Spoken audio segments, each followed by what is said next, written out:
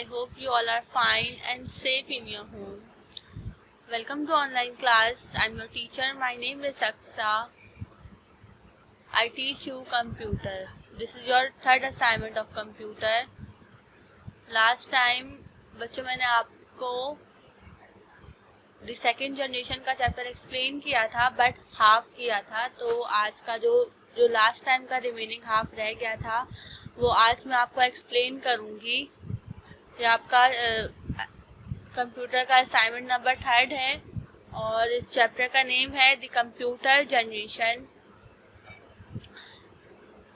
ये आपका चैप्टर की कुछ डिस्क्रिप्शन है। लास्ट टाइम आप लोगों ने ट्रू फॉल्स सॉल्व करी थी और क्वेश्चन आंसर करे थे, लेकिन इस दफ़ा इसी चैप्टर का आपने एब्रिविएशन करनी है, फिल इन द ब्लैंक्स करनी है और मैच द फॉलोइंग करके ये चैप्टर आपका अब कंप्लीट हो जाएगा। ठीक है, ये आपकी कंप्यूटर की बुक है। अब देखिए असाइनमेंट का क्वेश्चन नंबर 1, जैसा कि ऑल असाइनमेंट में होता है कि आपने रीडिंग करनी है, तो सब बच्चे मिलकर रीडिंग करते हैं। लास्ट टाइम मैंने आपको थर्ड जनरेशन और उसकी फीचर्स के बारे में बताया था। आज मैं आपको फोर्थ जनरेशन से रीडिंग स्टार्ट करती हूँ।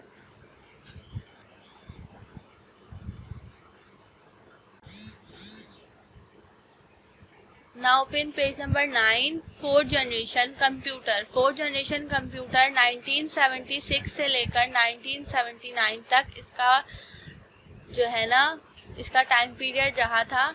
Since the first day of fourth generation computer the engineer and programmers combine their effort to build such a chip which could perform the calculation at a more faster speed. At the same time, they also tried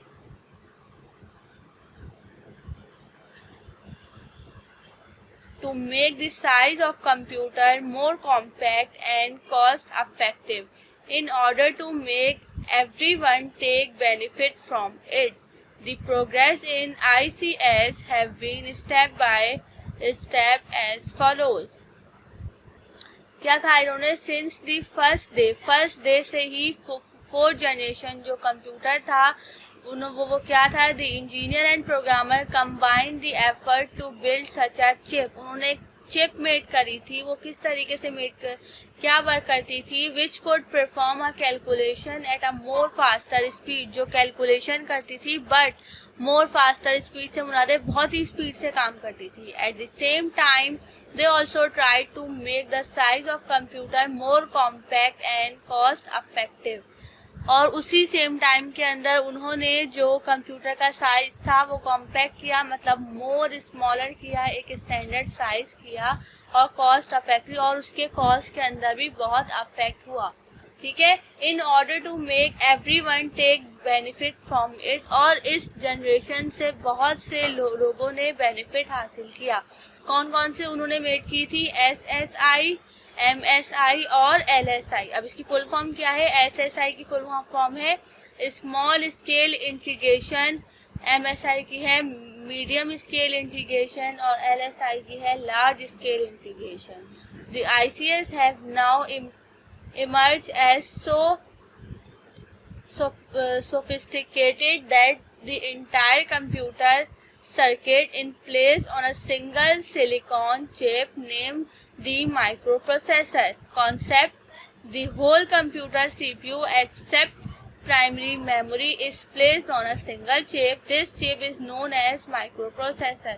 क्या कहा इन्होंने, the ICS have now emerged as so sophisticated that the entire computer circuit is placed on a single silicon chip named the microprocessor. इसको emerge किया गया, मतलब जो 3 name यहाँ पर दिए गए, जो इसकी क्लासिफिकेशन थी, जो इसकी फीचर्स थी, उसको एक साथ इमर्ज किया गया और जिसको जो एक सिलिकॉन की चिप से मेड किया गया जिसका नाम माइक्रोप्रोसेसर रखा गया।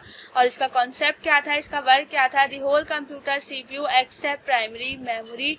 जो होल कंप्यूटर का CPU था वो किस पर बेस करता था, प्राइमरी मेमोरी के ऊपर। इस placed on a single chip, जो किसके ऊपर बेस करती थी, एक सिंगल चिप के ऊपर। This chip is known as microprocessor, जिस चिप को इन्होंने माइक्रो प्रोसेसर का नाम दिया है। अब यहाँ पर पेज टर्न करेंगे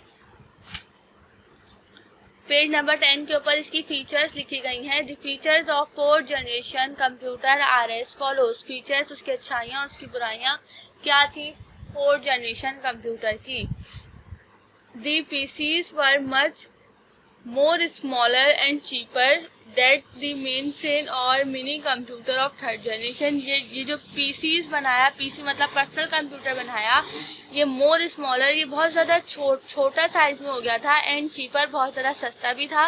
किससे? मेन फ्रेम कंप्यूटर और मिनी कंप्यूटर के, जो कि 3rd जनरेशन में आया था। The mainframe and supercomputer were much more powerful than 3rd generation। ये जो mainframe कंप्यूटर और सुपर कंप्यूटर जो अभी 4th जनरेशन में आए, ये बहुत ज़्यादा पावरफुल थे 3rd जनरेशन के कंप्यूटर से। They were small in size and much more reliable than easier computer। ये बहुत small in size थे, बहुत ज़्यादा small से बुला दे, जैसे कि आपका आजकल का लैपटॉप कह लो, एक स्मॉल साइज, एक कांस्टेंट साइज के ऊपर बेस करते थे, बहुत ज़्यादा इजीली हम उसको कहीं भी रख के यूज़ कर सकते थे, वर्क कर सकते थे। Heat generated was negligible and even no air conditioning was required for PCs. ये कभी भी हीट प्रोड्यूस नहीं करता था, एकदम से हीट अप नहीं हो जाता था, और इसको यूज़ करने के लिए बार बार एयर कंडीशनिंग की ज़रूरत नहीं पड़ती थी। The speed of computation was very fast। इसकी स्पीड जो थी वो बहुत ज़्यादा फास्ट थी। The cost of computer was very much reduced। और इसकी जो कॉस्ट थी वो 3rd जनरेशन से बहुत ज़्यादा रिड्यूस हो गई थी, मतलब कम हो गई थी। The first computer was sold in 1980। जो फर्स्ट कंप्यूटर था वो सोल्ड हुआ, बेचा गया 1980 में, जो बना था जापान के अंदर, and called sharp PC 1211। So the computer used presently are the microcomputer with the microprocessor।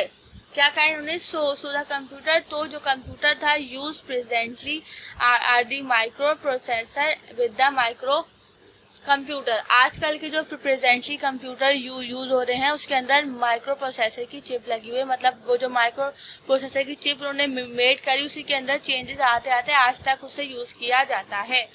Example के तौर पर यहाँ पे इन्होंने कुछ दिया हुआ है। Intel 404, Apple Macintosh G4 and G5 and spectrum 7।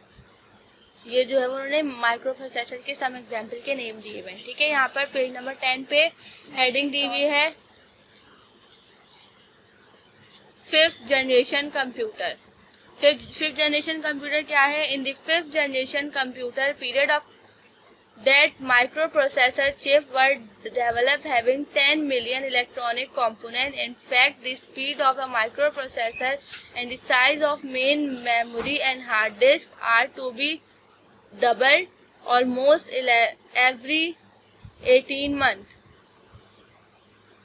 क्या कहा इन्होंने कि 5th जनरेशन कंप्यूटर बेस करता था माइक्रो प्रोसेसर चिप के ऊपर, and develop having 10 million electronic component। In fact, the speed of a microprocessor and the size of main memory and hard disk are to be double size। और जो है वो उसकी hard disk थी वो double हो गई थी ऑलमोस्ट एवरी 18 मंथ, ऑलमोस्ट जो है वो हर 18 मंथ के बाद। This ultimately resulted in the availability of every powerful and compact computer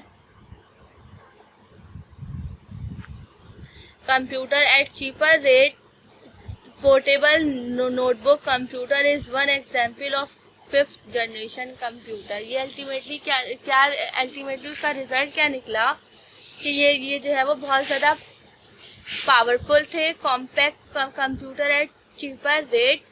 इसका रेट जो है वो बहुत ज़्यादा चीप था, बहुत सस्ता था।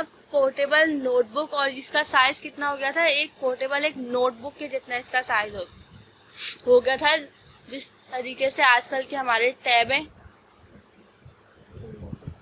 And one example of 5th generation computer. ये एग्जाम्पल हमें दी गई है 5th जनरेशन कंप्यूटर की। अब यहाँ पर हमें हेडिंग दी हुई है features. The feature of 5th generation computer. कौन कौन से फीचर्स हैं?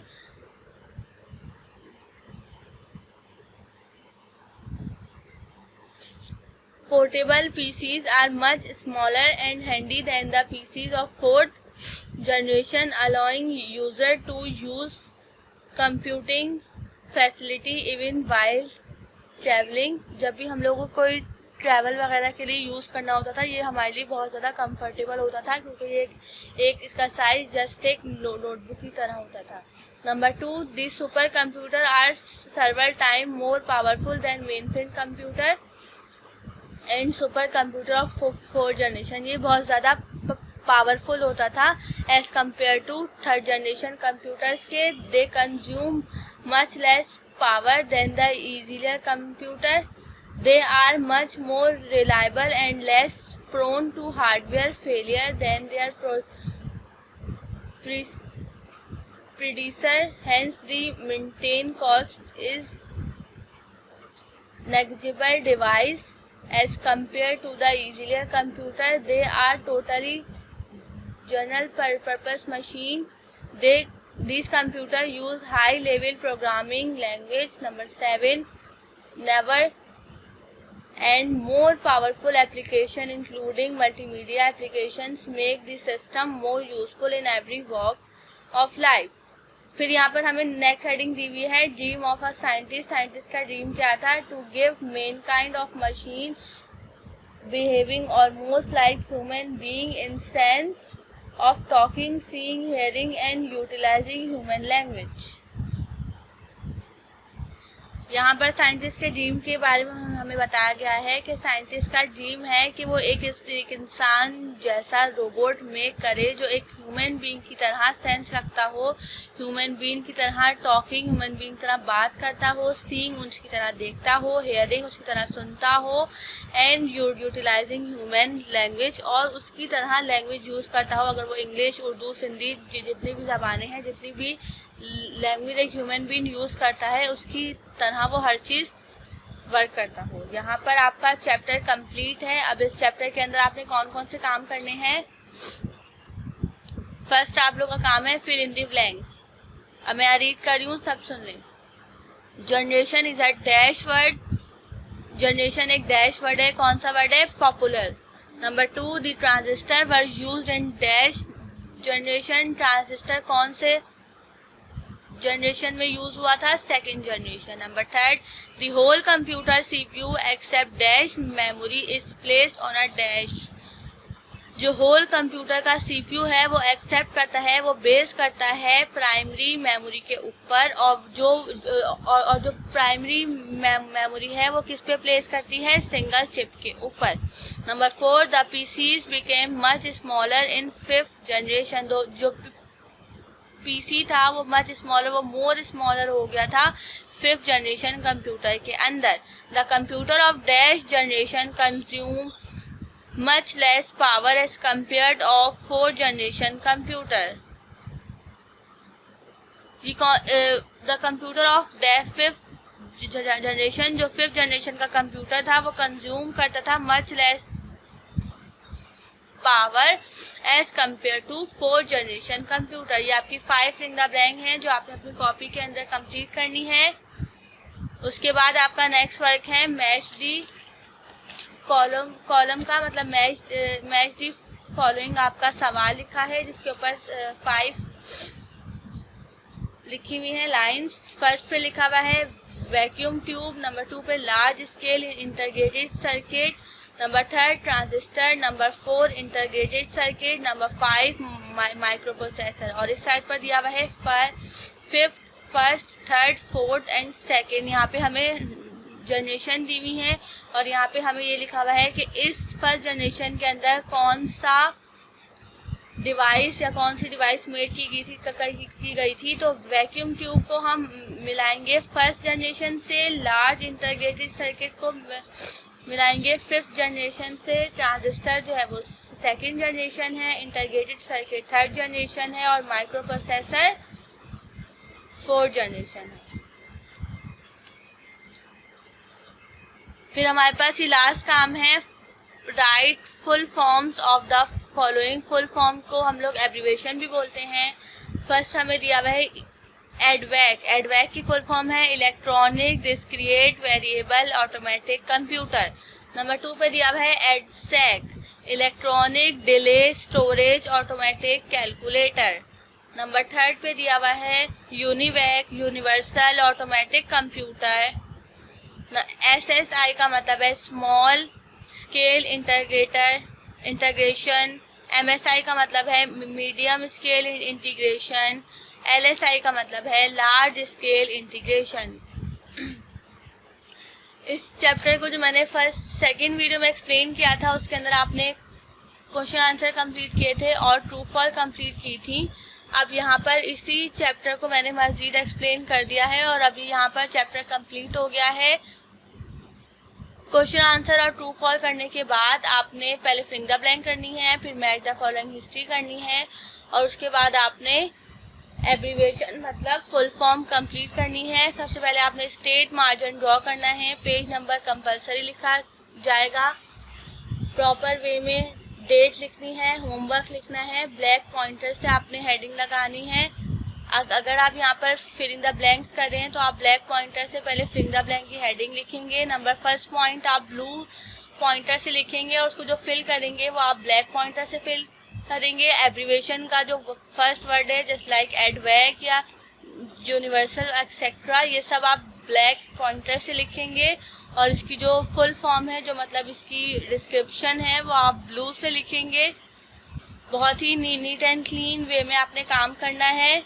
यहाँ तक आपका चैप्टर कंप्लीट हो चुका है। इस चैप्टर के अंदर आपने 5 काम करे हैं। मैं आपको दोबारा से काउंट करवा देती हूँ ताकि आपके माइंड में रिवाइंड हो जाए। पहले आपने क्वेश्चन आंसर किए थे, फिर आपने ट्रू फॉल किया था, फिर आपने यहाँ पर इस वीडियो में फिल इन द ब्लैंक्स करनी है, मैच द फॉलोइंग कंप्लीट करने हैं, राइट द फुल फॉर्म करनी है। तो इन सब को मिला के आपके टोटल 5 काम हैं जो आपने इस चैप्टर के अंदर कंप्लीट करने हैं। अब आपने मंथ ऑफ जुलाई की हेडिंग तो पहले लगाई ली होगी। इस चैप्टर की हेडिंग लगाने से पहले चैप्टर की हेडिंग भी लिख ली होगी, दोबारा लगाने की बिल्कुल ज़रूरत नहीं है। ट्रू फॉल के बाद रिसेंटली नेक्स्ट पेज से आपने ये वाला काम स्टार्ट करना है, ठीक है। और बहुत ही नीट एंड क्लीन वे में आपने ये काम कंप्लीट करना है। उम्मीद करती हूँ कि जो कुछ समझा आपको समझ आ गया होगा। Stay safe in your home. अल्लाह हाफिज़।